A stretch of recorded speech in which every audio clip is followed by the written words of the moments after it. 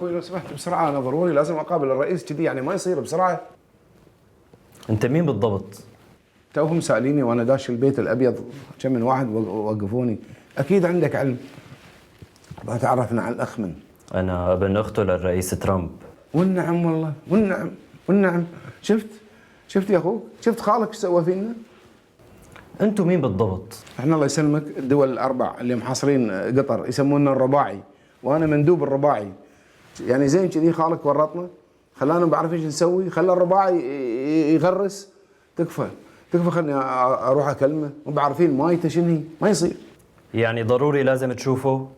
ايش فيك؟ اقول لك ضروري، الجماعه مو بعارفين وين يطقون براسهم. تفضل معي.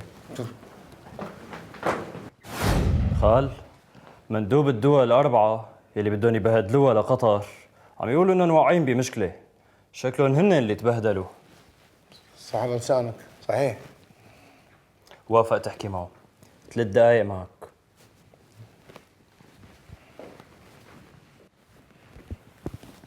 ترامب ايش سويت فينا ترامب؟ ماشيين احنا شحلونا خطه مرتبه عسل، اخترقنا وكاله الانباء القطريه، مررنا الكذب اللي نبيه، وانت دعمتنا بتغريده صراحه كانت شيء روعه، يعني دعمتنا.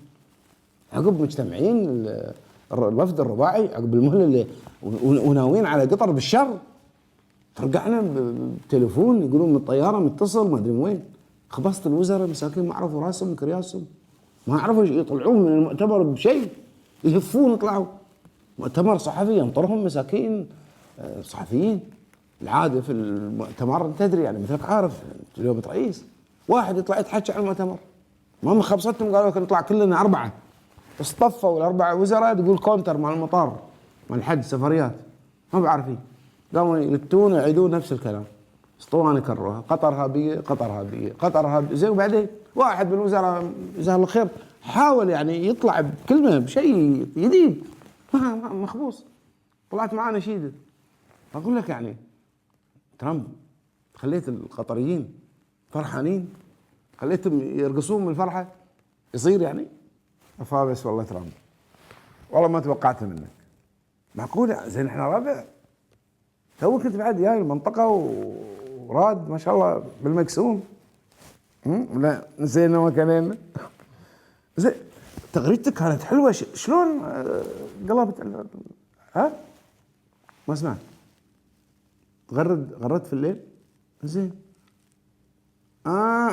زين انت ترى تغرد في الليل وتوهقنا ويقول اضرب ترام. ايش سالفتك يعني؟ تغرد في الليل ومتصل لنا من الطياره بعد الطياره بعد متصل. زين ليش يعني؟ زين اوكي انت غرد عندك مكتب في النهار، شو تسوي بالنهار؟ مو فاضي. زين عاد احد من الاهل خليه يغرد بذلك عشان نركز احنا ربكنا وعارفين شلون يعني. عط شو ايفانكا، والله والنعم ايفانكا شوي سمح وطيبه واحنا بعد نحبها، خلي احنا بنتواصل معها. عطني انت رقمها انا يعني بتصرف ها ايش رايك؟ ولا تدري خلاص انا اظن عندي هني ايه انا هذا رقم، عطى ايفانكا احنا بنتفاهم معاها في التغريد في ما يصير ترامب. اقول لك ايفانكا متزوجه، حتى لو متزوجه يعني زوجها بيلصق فيها 24 ساعه لازم بتلقى وقت نتواصل معاها ونعرف الاخبار وترشدنا نروح يمين نروح صح ولا لا؟ لا تقعد شي ساكت. انت تشوف يعني تصرفك اللي سويته عادل؟ تصدق قاموا يطنزون علينا يقولون خرجوا من الاجتماع بخفي ترامب. معقول؟ ترامب انت اليوم رئيس، كلمتك تقعد تبطل اذنك حق اللي حواليك. هاي برلمانات وديمقراطيه ومجالس، شو الحكي؟ خليهم يولون. انت الحين محطات تلفزيونيه ايش كثر يسبونك، روح سكرها رشلهم الجيش شو الحين؟ ويجيب لك ناس حواليك من رجال الاصلاح رجال دين هاتهم من الكنيسه يدعمونك ويدعون لك. شو واذا ما عندك احنا عندنا وايد نطرش لك ايش كثر عندنا هذين هم ابد قول اللي في خاطرك واللي يطلع من قلبك بيحولونه فتوى شر ومن الانجيل بعد شلون؟ ها؟ اكيد اي كل شيء. اي شلون؟ اقول لك احنا عندنا الحين في المنطقه مسوي جسر مائي يعني يربط بين بلدين عندنا، ما شاء الله عليه. المفتي طلع فتوى ان هذا الجسر مذكور في القران، ما شاء الله عليه، شاطر. شلون يعني؟ زين الحين ترامب شلون يعني؟ شوف لنا حل على الاقل قدام شعوبنا، طلعتنا كلش. يستوي خير، نعم اكيد اكيد ان شاء الله. ايه بس عاد الله يسلمك يعني اروح وانا مطمن. ترامبو اقول له اروح، بس شوف بروح انا، لكن مو انا اروح مني يجونك القطريين من وراي مني وتقلب وتغير رايك. وانا اقول لك من الحين ترى القطريين شياطين، اعرفهم انا، ودبلوماسيتهم قويه شوي.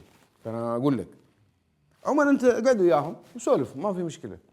واذا بس اهم شيء انت عارف الموضوع كله، يقولون لك خلي يطلعون ادله على اتهاماتهم لنا والافتراءات، وان شو الدليل ان قطر ارهابيه ولا قطر تمول وهالسوالف.